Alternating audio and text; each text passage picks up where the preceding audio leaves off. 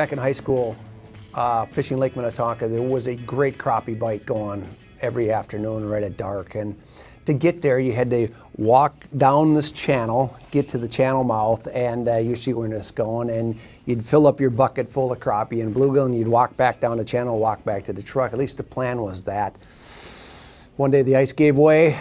I fell in about up to my chest, and I learned a valuable lesson when I was 17 to really respect the water, respect the ice, and really understand the seasonality and the importance of safety. So probably my worst day, yeah, knee deep, actually chest deep in Lake Minnetonka. The luxury we have in the summertime is on a big body of water, they're usually always biting somewhere. You know, let's say you go all day and the fishing is just treacherous. It usually, as long as you mark fish before you fish, you can usually get on fish. Ice can be one of those deals where you drill 300 to 500 holes in a day, and right at the end when it's getting dark, you find big bluegills, and then they just quit biting. That would be it. It was probably like 7, 8 years ago. We drilled out a whole lake. We had a large group of people, and it was a terrible day. The only thing that made up for it was the next day. Thank God I had these people for 2 days, because the next day we went out there and we whacked on those fish. I didn't like drilling out the whole lake to find them, but the second day made up for the first. But that was definitely, me and the guy that works for me were so happy that we only had to drill 20 holes the next day. A tournament actually back in the 90s out on Lake Erie. Actually hydrolocked the engine. We had 50-mile-an-hour sustained winds on Lake Erie, and actually yeah, pulled my wallet out because I didn't know if I was going to make it back. You know, 42-degree water. That's insane. Yeah, so it was a little scary. Well, you know, probably the worst day I've ever had on the water in my life as a fisherman, and because I love to fish so much, was when I was young, and I was fishing with my dad, and he was taking me fishing. And like a lot of father-sons, you don't always see eye to eye. And, you know, I and my dad would start arguing, you know, on the lake. And you know, it was maybe about how we fished or what, and I don't know. But, you know, one thing led to another, and it just wasn't pretty on the boat between me and my dad. And, you know, the last thing you ever really want to do is you want to fight with your dad or you want to fight with your son, you know, especially doing something that you love to do and you have so much passion for. And, you know, just walking off my dad's boat and not wanting to fish with him was probably, you know, the worst thing for me, you know. And you realize that now, especially, you know, when my dad has passed away. So, yeah, that was a tough one.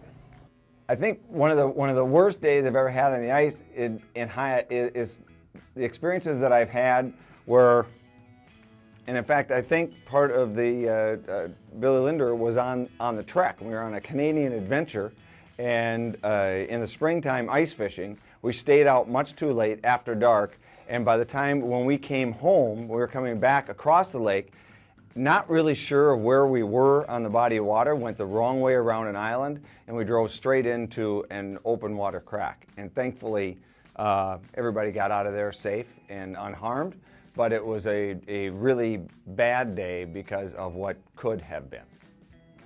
And I got my camera. And Billy walked back into the water to get the pelican case. Of course. Oh no, the camera, the camera! Oh goodness, I had more bad days than I care to admit, you know. I always joke at seminars sometimes, if people know how many bad days I've had, they wouldn't care what I had to say. But I've had some, you know, like with guiding, you know, you're trying hard, you're in tough conditions. Sometimes the people listen, sometimes they don't, you know, and sometimes you click with people, sometimes you don't. But you know, one of the things you always hear with fishing right now is, you know, you drill a lot of holes. You know, you drill 200 holes, like it's a status symbol. You know, it's like a contest. Somebody goes, "Yeah, I drill 150 holes a day." And you go, "Oh yeah, well I drill 175." "Oh yeah, well I drill 200." Like it's a, you know, like you get your man card if you drill more holes than the next guy. And I tell you what, the worst days of my life are days where I had to drill 300 holes. There's a reason. we didn't catch nothing all day. All you could do is prove the fish weren't biting, I've had some tough days that way, and some of the best days I've ever had are days where I drilled out 4 holes I drilled the day before, and the fish were still there, and we sat there all day and caught them. So, yeah, I've had some tough days, getting stuck, buried in snow, you name it. I mean, drilling a lot of holes, going through a lot of work, people disappointed in the fishing. There's a lot of highs and lows when you're guiding, and it's not all pretty.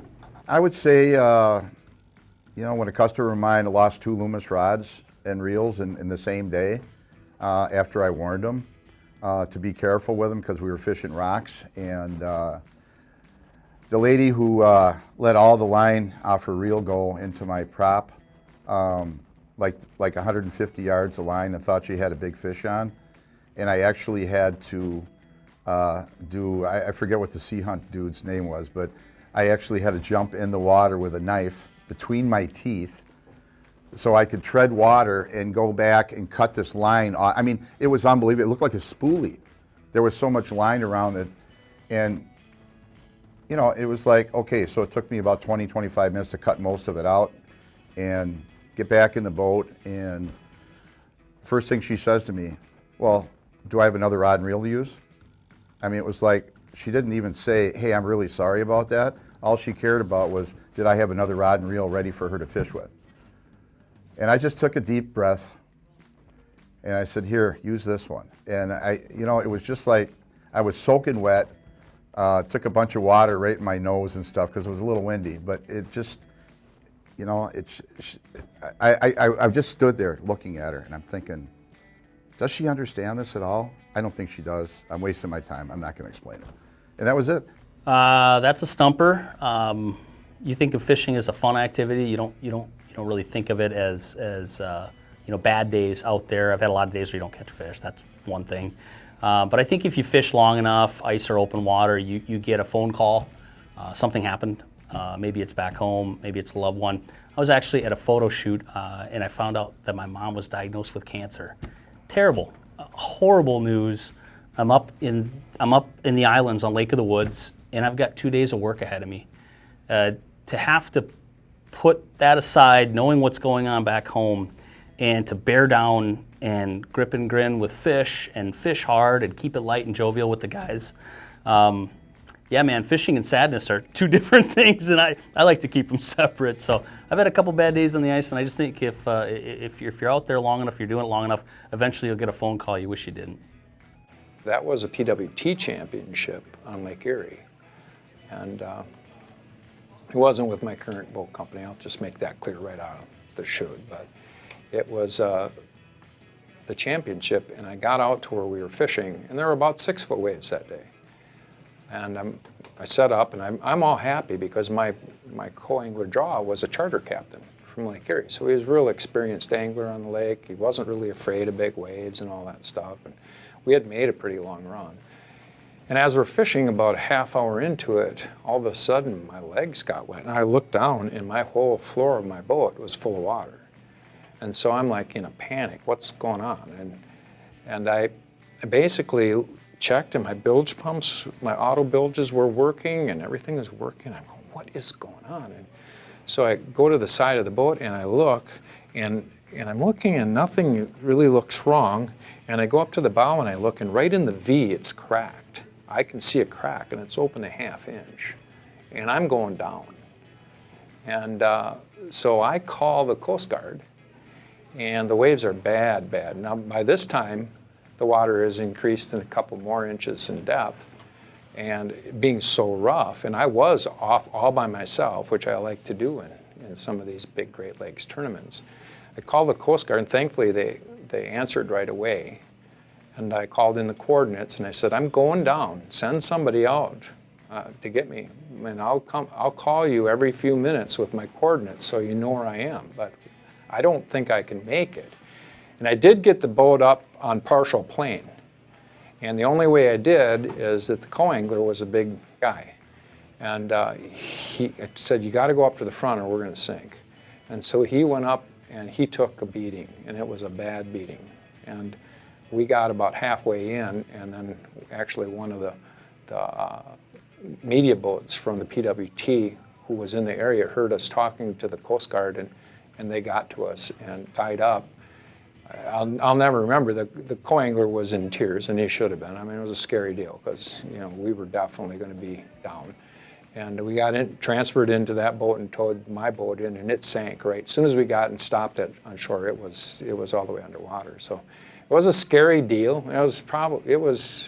And I had enough big fish going that I probably would have been a very good chance of winning that tournament. And you know, it sounds kind of foolish to say that after a near catastrophe, but that definitely, thinking about it now, that was my worst day on the water. Because a guy who should have never been put in that position was put in that position, and you know, we had to kind of hold it together between the two of us so that we made it back to shore. On the Great Lakes, when I'm in big waves with heavy wind, and there is no way to come down off of 5-6 foot waves in heavy wind nicely. Doesn't matter what kind of seat you have, it's a never-ending nightmare like the Poseidon Adventure. I would say I've had quite a few out to sea out on the Great Lakes, but anytime there's heavy wind, it gets old fast. You know, since I fish a lot, these experiences have happened a lot over years, so we're not going to step back very far in time. I'm going to talk about last week, and I was in the strongest wind that I ever experienced, and I'm riding my fat tire bike, and the wind got so strong I stopped and got off, and then the wind blew my auger off the house and set my house up. So now I'm hanging on to my house, and it's actually flying like a kite behind my bike. And I didn't know what I was going to do, but my friend John finally managed to get up there and lower the house down and put the auger back on it, and I was able to ride off into the wind. And as I drove away, the wind, another big gust came, and my other friend Pete got blown across the ice with his ice cleats on. He had to hit the deck. So extreme windy conditions, and that happens a lot, but the worst one has been real recent. The one where I almost didn't come home. Yeah, last winter was probably one of my worst, times out there. Yeah.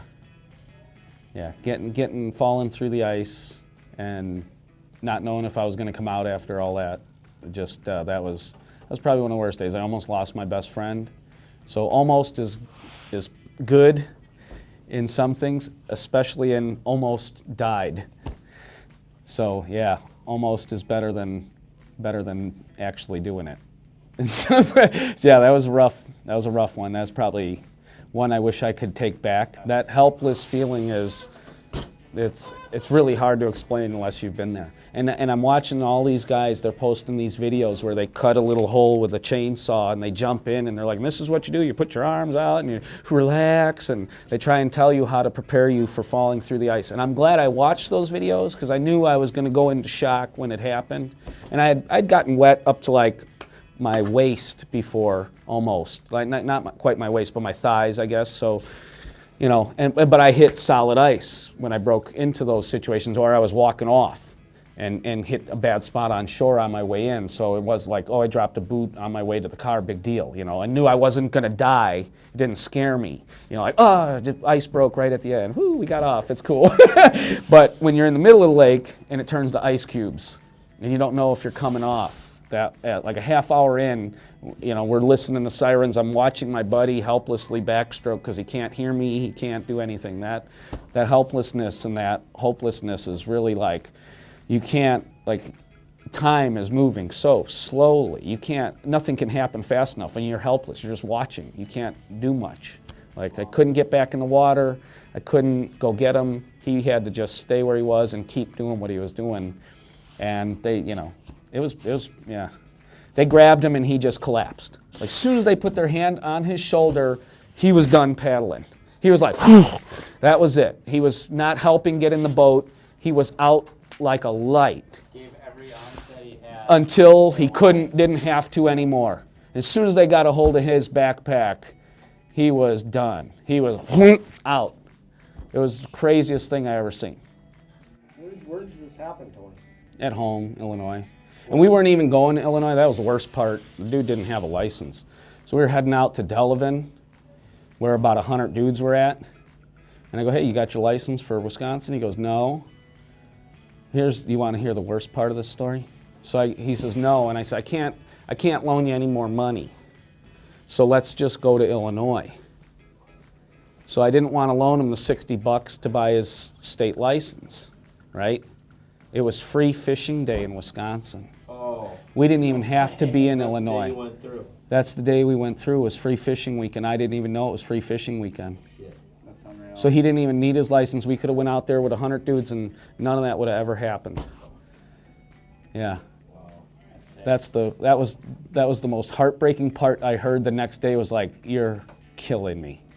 Like, I almost died and I didn't even have to like put up a stink about $60 freaking for a license, and he could have just fished, and oh God. I was like nauseated.